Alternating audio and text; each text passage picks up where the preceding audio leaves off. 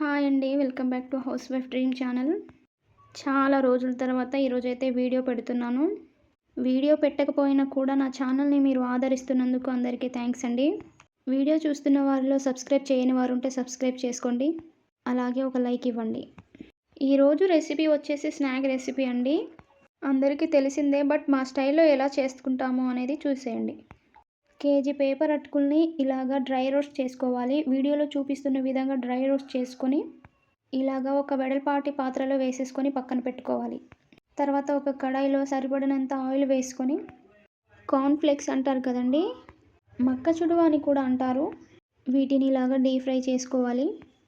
Deep fry చేసుకున్న వీటిని అటుకులు వేసుకున్న పాత్రలో అయితే వేసుకోవాలి. చూడండి, ఇలాగా అన్నీ డీప్ ఫ్రై చేసేసుకున్న తర్వాత నెక్స్ట్ వచ్చేసి పల్లీలను కూడా ఇలాగే ఆయిల్లో డీప్ ఫ్రై చేసుకోవాలి. ఆ లోపు ఈ డీప్ ఫ్రై చేసిన కార్న్ఫ్లేక్స్ మీద అయితే ఉప్పు కారం అయితే చల్లేసుకుంటున్నాం. పల్లీలను ఇలాగా దోరగా వేయించుకోవాలి ఆయిల్లో. వేడిగా ఉన్న కార్న్ఫ్లేక్స్ మీద వేసేయడం వలన ఉప్పు కారం అనేది బాగా పడుతుంది. వేయించిన పల్లీలను కూడా ఇందులో యాడ్ చేసుకోవాలి. చూడండి, ఇలాగ వేయించిన పల్లీలను మొత్తం యాడ్ చేసుకోవాలి. నెక్స్ట్ వచ్చేసి కొన్ని పుట్నాలను కూడా ఇలాగే వేయించుకొని వేసుకోవాలి. ఈ స్నాక్ అయితే చాలా బాగుంటుంది. మా చిన్నప్పుడు అయితే ఇలాగనే అమ్మ వాళ్ళ ఇంట్లో చేసి పెడితేనే తినేవాళ్ళం. ఇప్పుడు స్పైసీ కోసం కొంచెం పచ్చిమిర్చిలను కట్ చేసుకొని ఫ్రై చేసుకోవాలి. అందులో కొన్ని ఎండుమిర్చి కూడా యాడ్ చేసుకోవాలి. మీరు కొంచెం స్పైసీగా తినాలనుకుంటే ఇంకొంచెం యాడ్ చేసుకోవచ్చు. ఆల్రెడీ కారం యాడ్ చేసాం కాబట్టి పచ్చిమిర్చి చూసుకొని వేసుకోవాలి. ఆ తర్వాత కొద్దిగా కరివేపాకు, సరిపడినంత పసుపు, టేస్ట్కి సరిపడా ఉప్పు కూడా యాడ్ చేసుకొని వీడియోలో చూపిస్తున్న విధంగా ఇలాగ అన్నీ కలియబెట్టుకోవాలి. ఇలా ఫ్రై చేసుకున్న ఈ మిశ్రమాన్ని అయితే అటుకుల పాత్రలో వేసేసుకోవాలి. ఇప్పుడు ఈ పోపు మిశ్రమం అంతా అటుకుల మీద వేసిన తర్వాత అన్ని ఇంగ్రీడియంట్స్ బాగా కలిసేలాగా కలుపుకోవాలి. రెసిపీని ప్రిపేర్ చేస్తున్నదైతే మా అమ్మ అండి. చూడండి, ఇలాగా వీడియోలో చూపిస్తున్న విధంగా కలుపుకోవాలి.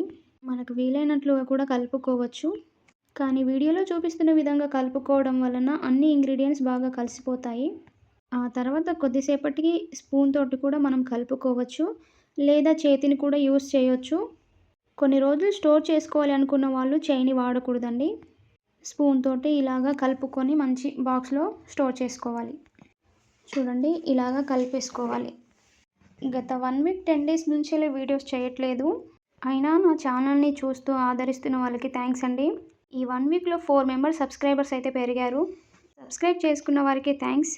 బాగా కలుపుకున్న అటుకుల మిశ్రమంలో అయితే 1/2 కేజీ బూందీలను అయితే మేము యాడ్ చేసుకున్నాము.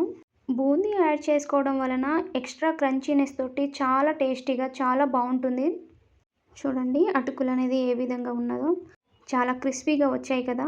మా చిన్నప్పుడు అయితే ఈవినింగ్ స్నాక్స్కి మా అమ్మ ఇదే చేసి పెట్టేవారండి. మీరు కూడా ఉంటే ఈ లిస్ట్లో కమెంట్ చేయండి. ఇంతేనండి ఈరోజు వీడియో నచ్చితే ఒక లైక్ ఇవ్వడం మర్చిపోకండి. కొత్తగా మన ఛానల్ని చూస్తున్న వారు ఎవరైనా ఉంటే ప్లీజ్ అండి సబ్స్క్రైబ్ చేసుకోండి. అలాగే ఒక లైక్ ఇవ్వండి. థ్యాంక్ యూ అండి. Thank you for watching.